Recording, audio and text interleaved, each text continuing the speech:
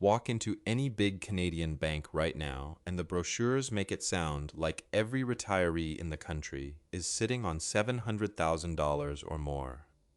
Statistics Canada tells a very different story. Out of every senior household in this country, only a small slice actually holds that much in savings you can spend. Most people are retiring with far less, and somebody keeps measuring them against a number that was never built for them. Here's the part nobody puts in the brochure. A $400,000 home with no mortgage left on it can quietly do more for your retirement than a $300,000 RRSP sitting in a brokerage account, not because the house is worth more on paper, but because of something called imputed rent, the income you never have to pay out because you already own the roof over your head. The industry talks about liquid assets because that's what they can charge a fee on. A portfolio can be measured, managed, and billed for every quarter. Nobody bills you a management fee for owning your kitchen or your backyard, so it quietly gets left out of the conversation, even though it's doing real work for your bottom line every single month, whether the market is up or down. That gap between what gets measured and what actually keeps you afloat is where a lot of people quietly lose confidence in their own plan. I've watched people torture themselves over a number some advertisement picked for them. So in the next few minutes, we're going to look at where Canadians actually stand, and I'm going to show you why that paid-off house might be worth more to your retirement than the number sitting in your statement. So how many people are actually there? Statistics Canada's most recent survey of financial security puts the median value of registered retirement assets for Canadian families at about $161,800. That's the middle of the pack, not the exception, and it sits nowhere near $700,000. Half of all families hold less than that in their RRSPs and RRIFs combined, which tells you the $700,000 figure was never describing a typical household to begin with. Break it down by threshold, and the shape gets clearer. Roughly 60% of senior households have managed to put aside $100,000 or more. That number cuts nearly in half once you raise the bar to $300,000 down to about a quarter of households. By the time you get up to $700,000, you're talking about a small, elite slice of retirees, not the typical case the ads are built around. If you're on the other side of that line, you're not failing at something. You're the Canadian average, and that's worth sitting with for a second instead of rushing past it. Here's the internal reversal, though. The industry needs that gap to feel scary, because wealth anxiety sells product. A high enough scary number keeps you reaching for one more fund, one more advisor, one more plan, long after you might already have enough. That's the trap, not a conspiracy, just an incentive that happens to work against you if you don't do your own math. So let's do the math they're not doing for you. A $700,000 portfolio, drawn down at a conservative 4% a year, generates about $28,000 a year. Sounds like the finish line, right? But look at what a typical retiree is already collecting before they touch that portfolio at all. The average CPP payment right now runs about $925 a month. Add the maximum old age security payment for the July through September stretch of 2026, $742.31 a month for anyone between 65 and 74, and you're already looking at just over $20,000 a year in guaranteed pension income without a single dollar of personal savings and without taking on a shred of market risk. To replace that $20,000 a year from a portfolio alone, at that same 4% rate, you'd need roughly $500,200 sitting in an account somewhere. Most people never stop to price out what their government pension is actually worth in portfolio terms, so it never gets counted, and the number on their bank statement looks smaller than their real position. Two people with identical bank balances can be standing in completely different spots once you add in what the government is already paying them every month. So, if $700,000 in a bank account isn't really the finish line everyone thinks it is, what actually decides whether you're safe in retirement? Stick with me, because the next part changes how you'll look at your own house. Let's put a name to that hidden asset. Economists call it imputed rent, and it just means the income you get from not having to pay someone else for a place to live. If your home is paid off, you're already collecting that income every single month. You just never see it land in a bank account, so most people never count it as part of their retirement plan at all. Picture two retirees standing side by side, same age, same lifestyle. The first one has $300,000 sitting in an RRSP and nothing else. Pull 4% out of that account each year, and you get $12,000. After an average tax rate of around 20% on that withdrawal, what actually lands in her pocket is closer to $9,600 a year, because the CRA treats every RRSP withdrawal as ordinary income the moment it hits her account. The second retiree owns a paid-off home worth $400,000, and a similar rental in the same neighborhood goes for $1,500 a month. That's $18,000 a year she never has to earn, borrow, or withdraw, and because it isn't income at all in the eyes of the CRA, none of it gets taxed. Her only real cash costs are the property tax bill, the hydro bill, and basic upkeep, none of which come close to what a landlord would actually charge her for the same four walls. Same rough asset value on paper, and one version of that money is worth almost double the other once the tax bill comes due. Think about what happens the month someone makes their final mortgage payment. Nothing shows up as new income on their tax return, yet several $100s a month simply stop leaving their account. That's imputed rent in its plainest form, a raise that never gets reported anywhere because it isn't a payment, it's an expense that quietly stopped existing. I used to be exactly the kind of person who only looked at the portfolio balance, the number on the statement, and ignored the house completely. It took me a while to realize a paid-off roof is one of the most efficient tax shelters available in this country, quietly outperforming even a TFSA on a dollar-for-dollar basis, because it never shows up on anyone's tax form in the first place, never gets clawed back, and never runs out as long as the roof holds. Once you see it that way, your real retirement income stops being just what your RRSP or RRIF spits out every month.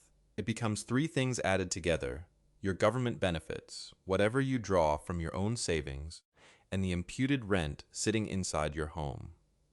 Add those three up, and a lot of people find they're standing on a much steadier floor than their bank statement alone ever suggested, even if the number in their brokerage account looks modest next to the brochure.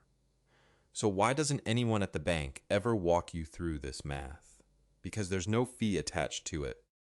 Nobody can charge you a 1% management fee on your kitchen, your basement, or your backyard, so it never makes it into the pitch, even though it might be the most valuable thing you own. Once your floor looks that solid, an odd question starts to show up. If the math already covers you, why does $700,000 still feel like the number you have to hit before you can relax? There's a name for what happens next, something behavioral economists call number chasing. It's the pull toward hitting $700,000 specifically, because a round number feels safe, even when the actual difference it makes to your life is small. Look at where the real jump in security happens. Going from nothing to $100,000 is the difference between real financial danger and having some kind of cushion, and that's a massive shift in how safe you feel day to day. Going from $600,000 to $700,000 is a very different story. At a 4% withdrawal rate, that extra $100,000 buys you about $4,000 more a year, which works out to roughly $333 a month. Useful? Sure. But it's not the difference between struggling and secure. It's the difference between comfortable and a little more comfortable. And most people chasing that gap don't stop to notice how small the actual payoff is. If you still feel like you need more, no matter what the math says, that's a completely normal reaction, not a personal flaw. Most of us grew up marinated in 30 years of advertising, built around the idea that more is always better. So of course a bigger number feels safer, even when it stops changing much about your actual life. That feeling doesn't mean your plan is broken. It just means the marketing worked on you the same way it worked on almost everyone else. It's the same instinct that makes a slightly higher car insurance renewal feel alarming, even when it barely moves the needle on your actual monthly budget. The shift that actually helps is moving away from a portfolio goal and toward what I'd call an income floor goal. Add up your CPP, your old age security, and the imputed rent sitting inside a paid-off home. Once those three cover your basic monthly costs, groceries, utilities, insurance, the everyday bills that show up whether the market is up or down, everything left in your RRSP or RRIF stops being a survival number. It becomes what I'd call lifestyle frosting, the part that pays for travel, gifts, or whatever else makes retirement feel like retirement instead of just funding rent and groceries. But here's the question that number chasing never answers for you. When a crisis actually hits, a bad market year, an unexpected expense, does the person with $700,000 always come out ahead of the person with a lower number and a paid-off floor underneath them? That's exactly what we're going to stress test next. Say the market drops 20% early in someone's retirement, the kind of stretch we saw around 2008 and again in 2022. That timing matters more than most people realize, because a downturn that hits right when you start withdrawing does far more damage than the same drop 10 years into retirement, even if the average return over the full stretch ends up identical on paper. Picture the retiree sitting on $700,000 but renting. To cover the month's bills, they still have to sell shares, even while those shares are down 20%. Every sale locks in a loss they didn't need to take, and that early damage compounds for the rest of retirement because the money that got sold off at the bottom never gets the chance to recover. That's what's known as sequence of returns risk, and it can quietly do more harm to a portfolio than the market crash itself. Now picture the retiree with $300,000 and a paid-off home. Their fixed costs are so low, mostly property tax, insurance, and maintenance, that they can simply turn off portfolio withdrawals for a year or two and live on CPP and old age security alone, while the market finds its footing again. No forced selling, no locked-in losses, no scrambling to cover next month's rent check. That gap shows up in the everyday numbers too. Average rent across the country runs well into 4 figures a month in most cities, while property tax and basic upkeep on a paid-off home typically lands at a fraction of that, closer to what you'd spend on a car insurance renewal spread across the year. A pharmacy copay or an unexpected repair bill matters a lot less when rent isn't also competing for the same fixed pot of money every month. Lower fixed costs don't just save money every month. They buy you the ability to wait out a bad market instead of being forced to sell into one. So the $700,000 person doesn't automatically win, and the person with less doesn't automatically lose. What actually decides the outcome, more than the size of the number itself, is how much of your monthly cost is locked in versus how much of it you can flex. So if you're in the majority who isn't sitting on $700,000, what are the actual steps that put you in the stronger position instead of the weaker one?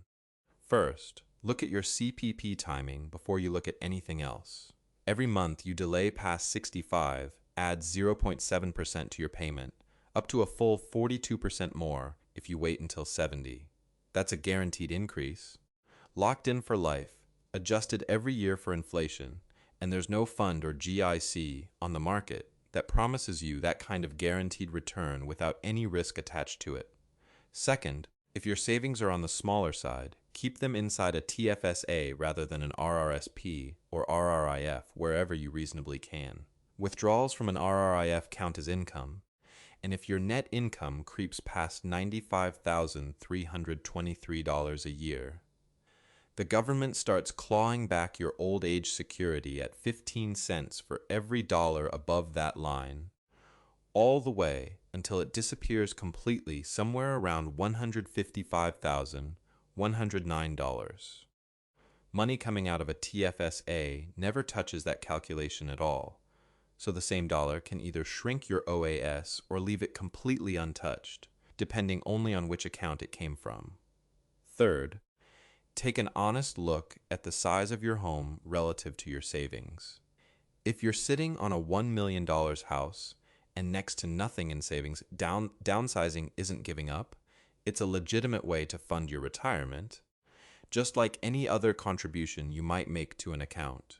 A smaller place with lower property tax and less upkeep can free up real cash while also shrinking your fixed monthly costs at the same time.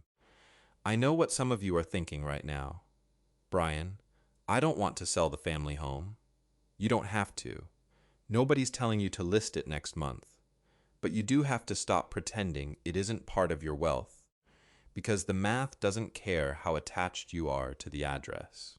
$700,000 was never a requirement. It's a marketing number built for a version of retirement that doesn't match most people's reality.